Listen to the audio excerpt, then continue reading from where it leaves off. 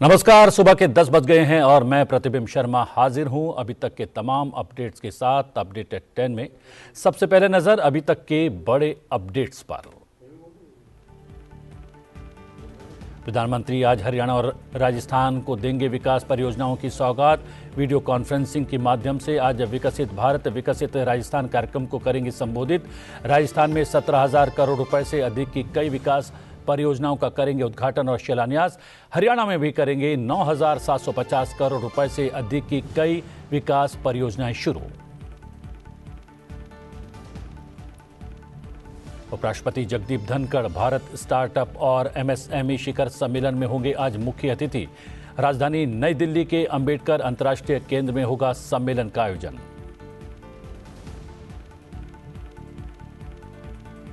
दिल्ली के यशोभूमि प्रदर्शनी स्थल में आज से मेवा इंडिया 2024 प्रदर्शनी होगी शुरू। लोकसभा अध्यक्ष ओम बिरला मुख्य अतिथि के तौर पर होंगे शामिल। राष्ट्रपति द्रौपदी मुर्मू ने गुरुवार को किया संसद के दोनों सदनों का सत्रावसान। 31 जनवरी 2024 से शुरू हुआ बजट सत्र 17वीं लोकसभा का था अंतिम सत्र। राज्यसभा का 263वां सत्र भी 10 फरवरी को अनिश्चितकाल के लिए किया गया था स्थगित। भारत और इंग्लैंड के बीच तीसरे टेस्ट मैच के पहले दिन कमजोर शुरुआत के बाद भारतीय बल्लेबाजों की शानदार वापसी। पहले दिन की समाप्ति पर बनाए 5 विकेट पर 326 रन। कप्तान रोहित शर्मा और ऑलराउंडर जडेजा ने जड़े शतक।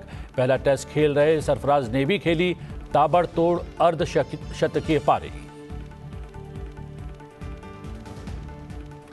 प्रधानमंत्री नरेंद्र मोदी वीडियो कॉन्फ्रेंसिंग के माध्यम से आज विकसित भारत विकसित राजस्थान कार्यक्रम को संबोधित करने वाले हैं। प्रधानमंत्री का कार्यक्रम इस दौरान 17,000 करोड़ रुपए से अधिक की कई विकास परियोजनाओं का उद्घाटन करेंगे और राष्ट्र को भी समर्पित करेंगे। साथ ही बहुत सारी परियोजनाओं की आधारशिला भी प्रधानमंत्री रखने वाले हैं। ये परियोजनाएं सड़क, रेलवे, सौर ऊर्जा, विद्युत, ट्रांसमिशन, पेयजल तथा पेट्रोलियम और प्राकृतिक गैस सहित कई महत्वपूर्ण क्षेत्रों से संबंधित है। राजस्थान के लगभग 200 स्थानों पर कार्यक्रम का आयोजन होगा। कार्यक्रम का जो मुख्य कार्यक्रम है वो जयपुर में आयोजित किया जा रहा है। प्रधानमंत्री राजस्थान में 5,000 करोड़ से अधिक की विभिन्न राष्ट्रीय राजमार्ग परियोजनाओं का उद्घाटन करेंगे। प्रधानमंत्री पीएम क्षेत्र में नवीकरणीय ऊर्जा के उत्पादन को बढ़ावा देने के लिए राजस्थान में लगभग 5,300 करोड़ रुपए की महत्वपूर्ण सौर परियोजनाओं की आधारशिला रखेंगे और राष्ट्र को समर्पित करेंगे। राजस्थान में 2,100 करोड़ रुपए से अधिक की विद्युत ट्रांसमिशन क्षेत्र की परियोजनाओं को भी राष्ट्र को समर्पित करेंगे। ये परियोजनाएं राजस्थान में सौर ऊर्जा क्षेत्र से बिजली की निकासी के लिए है ताकि इन क्षेत्रों में उत्पादित सौर ऊर्जा को लाभार्थियों तक पहुंचाया जा सके। प्रधानमंत्री जल जीवन मिशन की परियोजनाओं सहित लगभग 2,400 करोड़ रुपए की कई परियोजनाओं की आधारशिला आज रखने वाले हैं, जिसका उद्देश्य राजस्थान में स्वच्छ पेयजल प्रदान करने के लिए अवसंरचना को मजबूत बनाना है। प्रधानमंत्री नरेंद्र मोदी आज हरियाणा के रेवाड़ी जाने वाले हैं। प्रधानमंत्री यात्रा के दौरान 9,750 करोड़ रुपए से अधिक की विभिन्न विकास परियोजनाओं का उद्घाटन और शिलान्यास करेंगे। ये परियोजनाएं शहरी परिवहन, स्वास्थ्य, रेल और पर्यटन क्षेत्र से संबंधित है। प्रधानमंत्री कई रेल परियोजनाओं की आधारशिला और लोकार्पण करने वाले हैं। इनमें राज्य में कई रेलवे लाइनों का दोहरीकरण शामिल है। गुरुग्राम मेट्रो रेल परियोजना की भी आधारशिला प्रधानमंत्री रखने वाले हैं। गुरुग्राम मेट्रो रेल परियोजना पर 5,450 करोड़ रुपए की लागत आएगी। परियोजना की कुल लंबाई 28.5 किलोमीटर है और ये मिलेनियम सिटी सेंटर को उद्योग विहार फेज 5 से जोड़ने वाली है। प्रधानमंत्री रेवाड़ी में अखिल भारतीय आयुर्विज्ञान संस्थान एम्स की आधारशिला रखेंगे। इस परियोजना का निर्माण 203 एकड़ भूमि पर 1,650 करोड़ रुपए की लागत से किया गया है।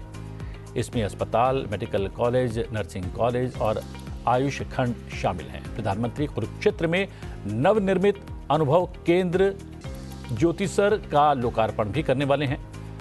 अनुभवात्मक संग्रहालय 17 एकड़ में लगभग 240 करोड़ रुपए की लागत से बनाया गया है। संग्रहालय में अत्याधुनिक तकनीक का प्रयोग किया गया है।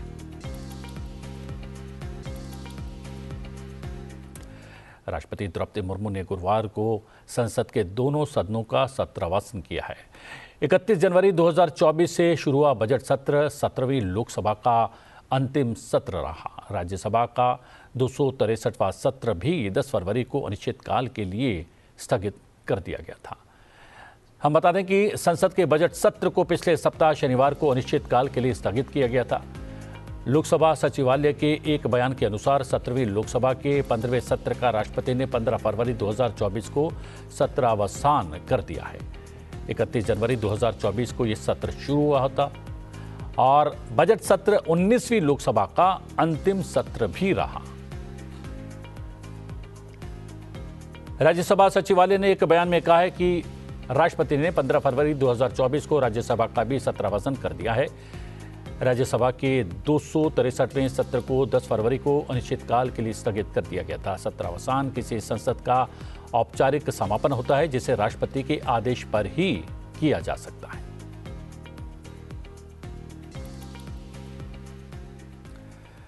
जी हां, उपराष्ट्रपति जो हैं आज भारत स्टार्टअप और एमएसएमई शिखर सम्मेलन में मुख्य अतिथि के रूप में शामिल होने वाले हैं।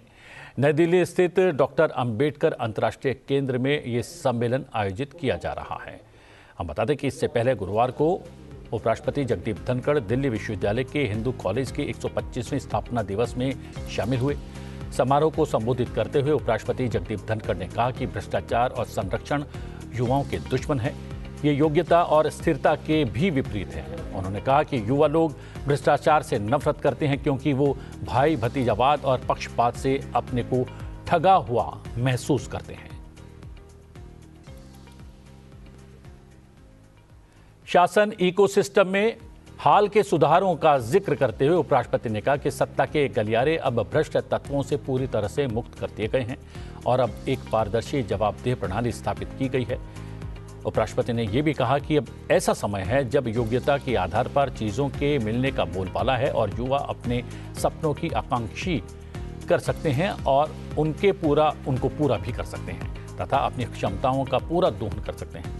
उपराष्ट्रपति ने कहा कि कानून के सामने सम्मान लोकतांत्रिक शासन के लिए सबसे अपरिहार्य विशेषता है। अब कोई भी कानून से ऊपर नहीं है। उपराष्ट्रपति ने कहा कि हिंदू कॉलेज देश के स्वतंत्रता आंदोलन का गवाह रहा है। This institution has been witness to freedom struggle and has contributed to it. This institution has witnessed securing of independence. This institution has played role in nurturing independence by its alumni. But now is the time to blossom independence. You are there. Therefore, this institute is right platform for me to be here and on this day. What an occasion for me, what an honor to me that I am here in absolute delight associated with 125th Founders Day of Hindu College.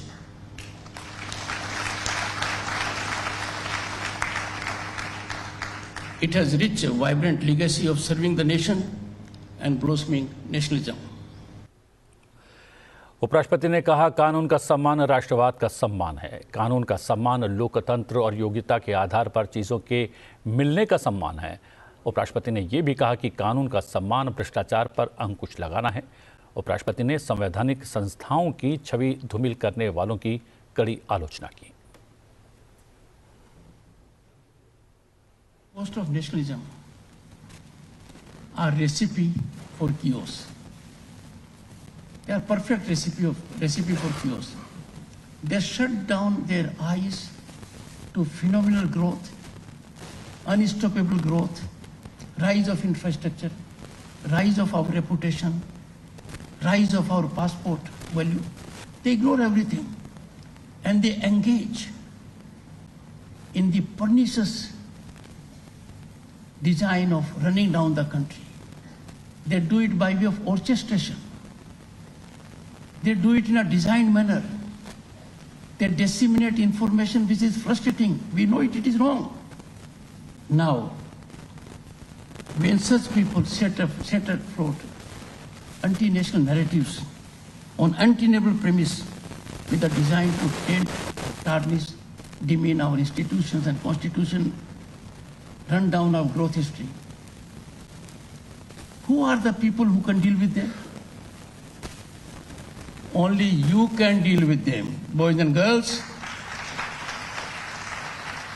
you are the supreme power. You are the most effective transformational conveyance of change. You are discerning minds. Ours is a country where by event management we give some people very high status, iconic status. He is a great lawyer. He is a great doctor. He is a great economist. Don't be swept by these. Analyze why.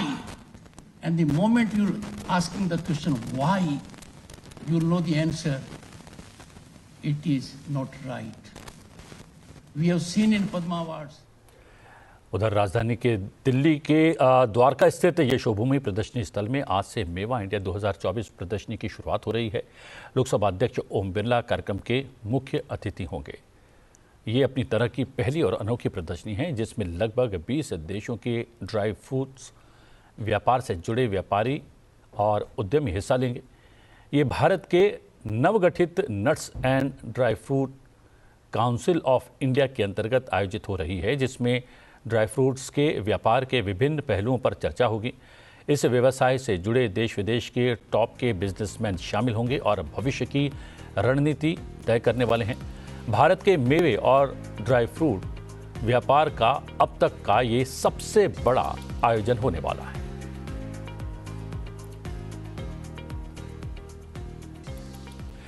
इस बीच लोकसभा अध्यक्ष ओम बिरला ने कहा कि समता मूलक समाज निर्माण और राष्ट्रीय विकास का मूल आधार शिक्षा ही है।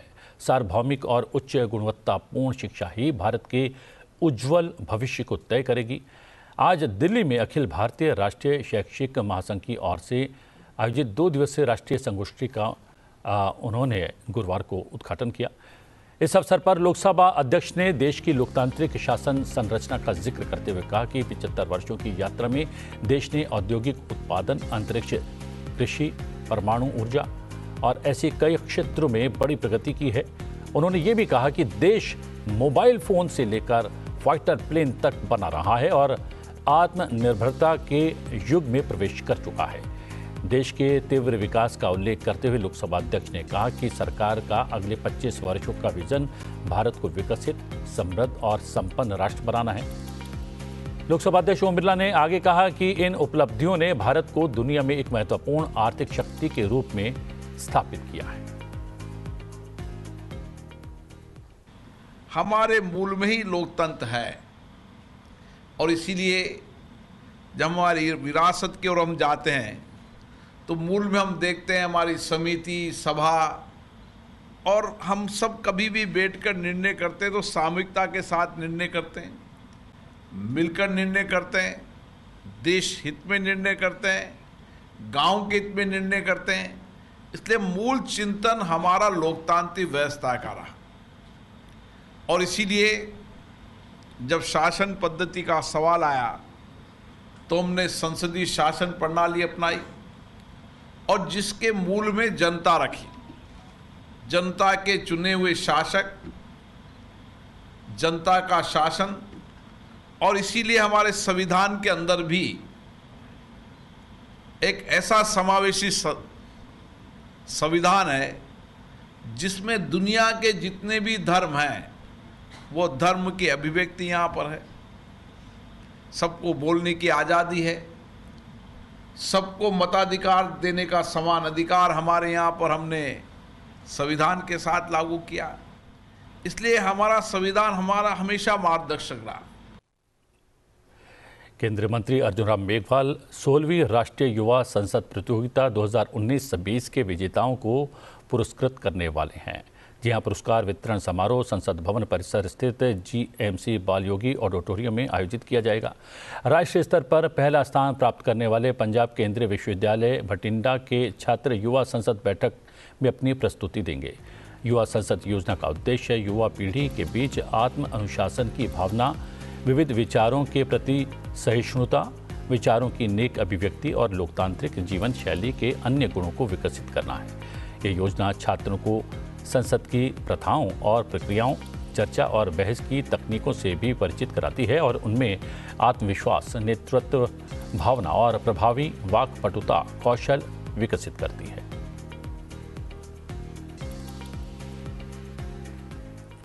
भारतीय जनता पार्टी का 2 दिवसीय राष्ट्रीय अधिवेशन शनिवार से नई दिल्ली में आयोजित होने जा रहा है। कार्यक्रम में केंद्रीय मंत्री, भाजपा शासित राज्यों के मुख्यमंत्री, राज्य मंत्री, राष्ट्रीय और राज्य पार्टी पदाधिकारी, सांसद और विधायकों सहित लगभग 11,500 प्रतिनिधि हिस्सा लेंगे। पार्टी के वरिष्ठ नेता रविशंकर प्रसाद ने नई दिल्ली में बताया कि सम्मेलन के पहले दिन पदाधिकारियों की बैठक होगी। प्रधानमंत्री नरेंद्र मोदी रविवार को समापन सत्र को संबोधित करेंगे। रविशंकर प्रसाद ने यह भी कहा कि इस आयोजन में 2 प्रस्ताव लाए जाएंगे और आगामी लोकसभा चुनाव को लेकर पार्टी तैयारियों को लेकर विस्तृत चर्चा की जाएगी। बैठक में एक व्यापक संगठनात्मक एजेंडे पर चर्चा की जाएगी और विकसित भारत की थीम पर एक प्रदर्शनी का आयोजन भी किया जाएगा। इस बार अपना लक्ष्य प्रधानमंत्री जी ने 370 का सेट किया है और लोकसभा में एनडीए 400 के पार। तो उस महान आह्वान को फलीभूत करने के लिए 17-18 को यह अपना राष्ट्रीय अधिवेशन भारत मंडपम में दिल्ली में होगा। चलिए अब आपको लेकर चलते हैं किताबों की दुनिया में। अगर आप पढ़ना लिखना पसंद करते हैं तो दिल्ली का प्रगति मैदान इस समय आपके लिए एकदम सटीक जगह है, जहां चल रहा है नई दिल्ली विश्व पुस्तक मेला 2024।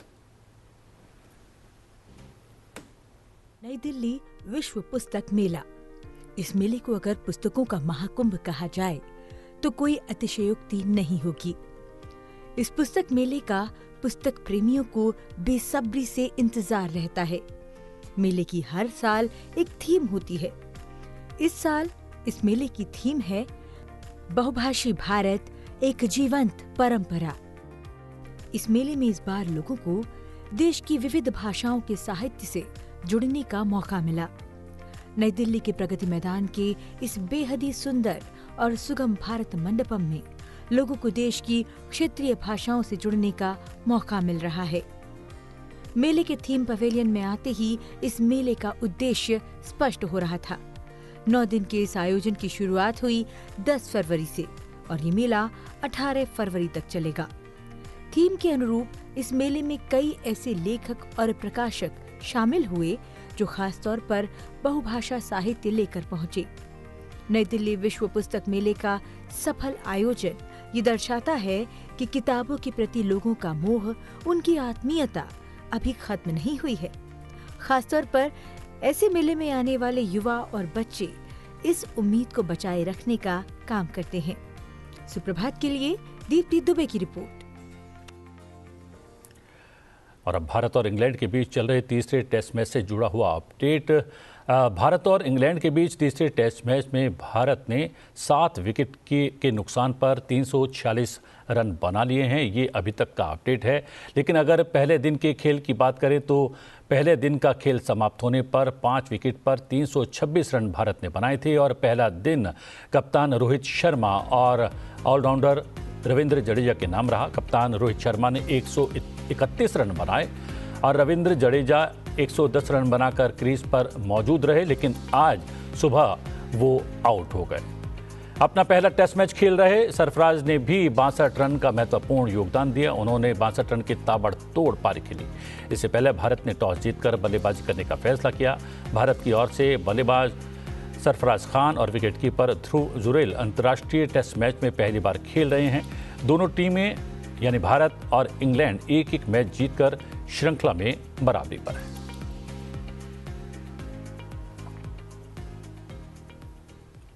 अयोध्या के राम मंदिर के बाद प्रधानमंत्री नरेंद्र मोदी अबू धाबी में यूएई के पहले हिंदू मंदिर का भी उद्घाटन कर चुके हैं। चलते चलते आपको छोड़े जाते हैं यूएई के पहले हिंदू मंदिर के उद्घाटन समारोह और मंदिर की अनुपम छवि से जुड़े कुछ विशेष चित्रों के साथ। मुझे दीजिए आज्ञा, लेकिन देखते रहिए संसद टीवी। नमस्कार। सभी भक्तों को जय श्री स्वामीनारायण।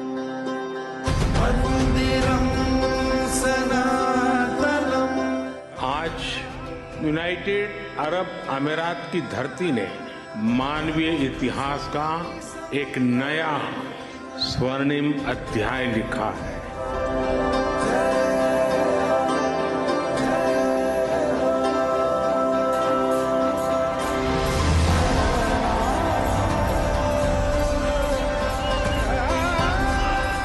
ये मंदिर पूरी दुनिया के लिए सांप्रदायिक सौहार्द और वैश्विक एकता का प्रतीक बनेगा।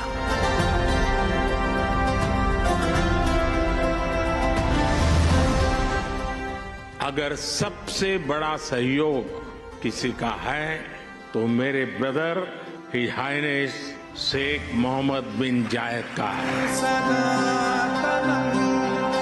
प्रेसिडेंट ऑफ यूएई की पूरी गवर्नमेंट ने कितने बड़े दिल से करोड़ों भारतवासियों की इच्छा को पूरा किया है। 140 करोड़ हिंदुस्तानियों के दिल को जीत लिया।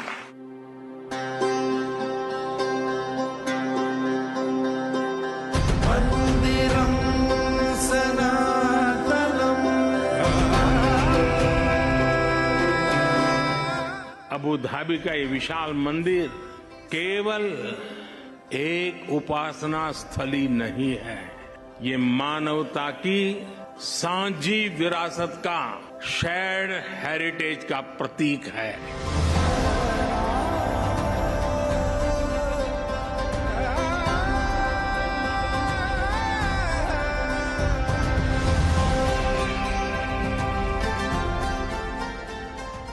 आने वाले समय में यहाँ बड़ी संख्या में श्रद्धालु आएंगे।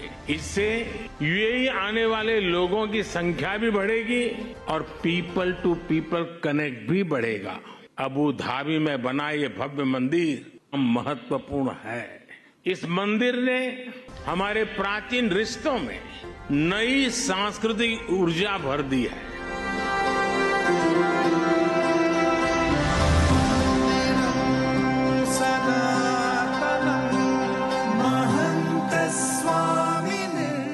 मेरे मित्र ब्रह्मविहारी स्वामी कह रहे थे कि मोदी जी तो सबसे बड़े पुजारी है।